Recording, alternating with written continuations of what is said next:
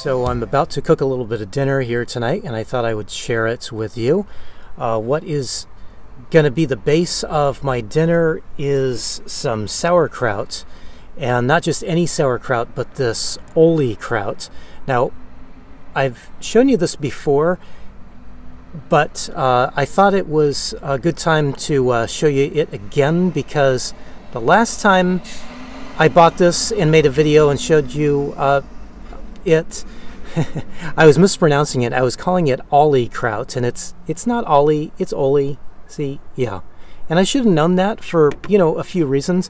One of which, of course, is the spelling.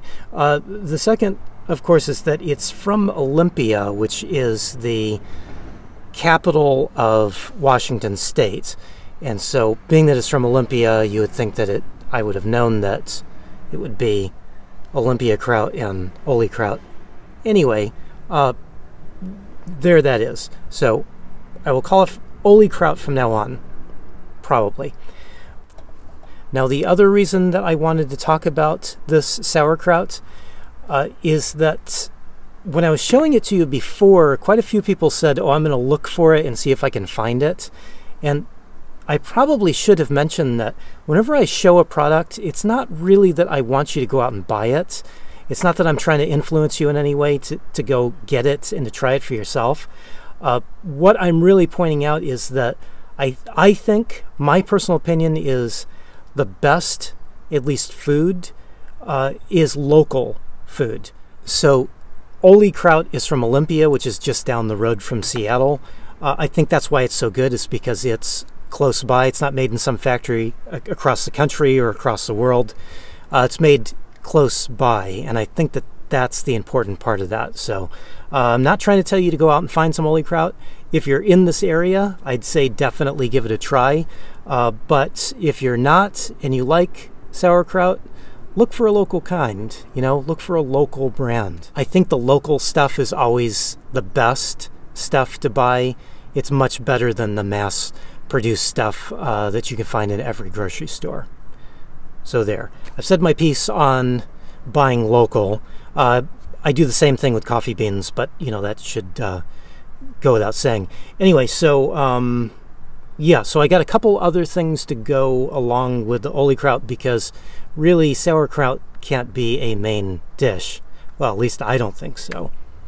Now, I should also mention that one of the reasons that I bought this Oli kraut was that one of my coworkers told me that if you stop at a farmer's market, one of the local farmer's markets around here, the Seattle area, that you can often find Oli kraut for a deal. And he was right. The last time I bought the Oli kraut is about $8 a jar, and it was on sale. I bought this jar for $5, same jar, but it's $5. And so it was just kind of a last minute thing. I wasn't really planning on it, but I was heading out of town and heading out to the Olympics for the weekend, which is where I spent the weekend. And so I just stopped at the Tacoma Farmers Market, and I found they had a little stand selling Oli kraut. And so it was $5. I guess the one thing about it is it's close to the expiration date. So the guy was telling me, just eat it fast. Not really, shouldn't be really a problem. And at least not for me. So the main part of this will be the Oli kraut. I stopped and got a very nice loaf of sourdough bread, local sourdough bread made in the Olympics. And I think it's organic too. Not that that really matters to me, but, there it is. And I got some beef. I was thinking of getting pastrami, but the little health food store I went to didn't have any. So this is just little thin cuts of beef. I thought the price was decent for what it is. I don't have to cut it up. I don't have to do anything to it. There's no prepping. It's just throwing it in a pan and cooking it up. And yeah, if you notice cookies over there, yeah, those are cookies. We're just going to ignore those. I may or may not have already eaten one of those before dinner. Okay, so I'm going to keep it simple here. I can get elaborate with cooking, but elaborate cooking takes a little while when you just got one burner, and I'm not complaining. You know, the one burner really serves me well, and it's not a problem at all. So that's tonight. This is a weekend, and my weekends I usually spend just doing what I want, and this weekend wasn't about cooking, so this will just be a simple dinner. Okay, so cooking simply here. How I normally do this is I take my pan and get it warmed up, and I'm just going to drop my slices of bread, sourdough bread, in the pan, and I've just got it on a really low heat. Well, that's not quite as low as I thought it was, but there we go. Have it on low heat, and I'm just going to toast up the bread each side a little bit. I'm going to start with that and then set it aside. And notice, if you will, the weather is warming up, so I am able to leave my door open like I usually like to do. This is what I've been doing all weekend whenever I had to make a cup of coffee or make a little lunch. I just opened up my door and left it open, because if I got to be in the van, I at least want to see the outside. Alright, so I'm not looking to make toast, so I'm going to flip these over now. They don't have a lot of color on them, but I think they're just about right for a sandwich. So the nice thing about having the door open here is I can just toss the bit of crumbs out the open door. Ants got to eat too, you know? So keeping it simple, I'm just gonna season the beef with a little bit of salt, and that's about it. So the only type of salt I use is this pink salt. It also goes by the name Himalayan salt, and it's just got a little extra minerals in it. Tastes a little better, adds a little more minerals to our diet. And if you're going to salt anyway, it's good just to get it done all at once, I think. Oh yeah, small van, small tongs. Takes up less storage space. Obviously I couldn't use these on a barbecue, but yeah, since I don't have a barbecue, these work just fine. Okay, so to finish off the sandwich, I know this is a little odd, but I'm going to use some Vegenaise. This is just vegan mayonnaise, and I know that sounds a little bit odd, but I haven't been eating eggs lately. For some reason, I just don't feel like I should be eating eggs, and that's all it is. I just don't feel like I should. When I eat them, I don't feel all that great.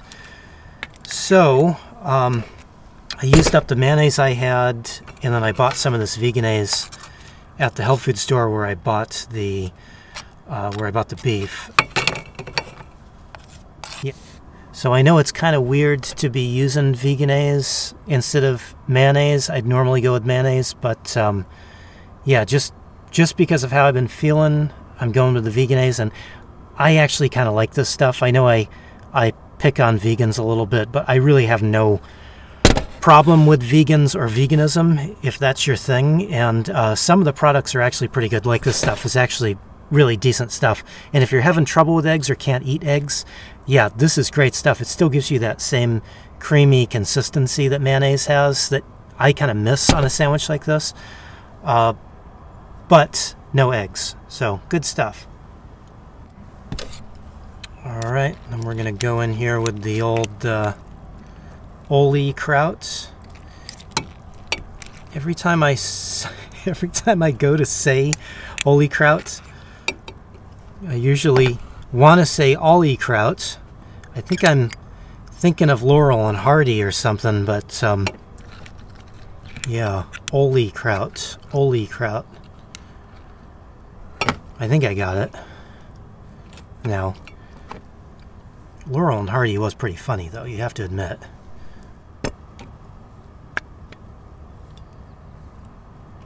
And I don't think I'm going to use all of that steak. I think I'm going to leave a little bit for tomorrow's lunch. And there it is. The only thing that is missing is some greens. But I forgot to buy some when I was at the health food store. So this will have to do. It looks pretty darn tasty to me, though. I like it. Simple, fast, and because of that Oli kraut, very, very tasty. Okay, dinner is done. And boy, look at that. Look at that mess. Got to clean up here. So I'm going to wash up those dishes, get the van back in order, because you know, you never want to leave your van a mess. Ever. I don't know if I should be admitting to this, but I bought a pair of Crocs today. And if you know my buddy Timothy Keller Van Dweller, you'll know that his favorite shoes, at least van dwelling shoes, are Crocs. So I'm going to give them a try. They were about 16 bucks. And yeah, I've had Crocs before. If I don't like them, I'll blame Timothy. But boy, they're comfy. I like them. Don't make fun of me, please.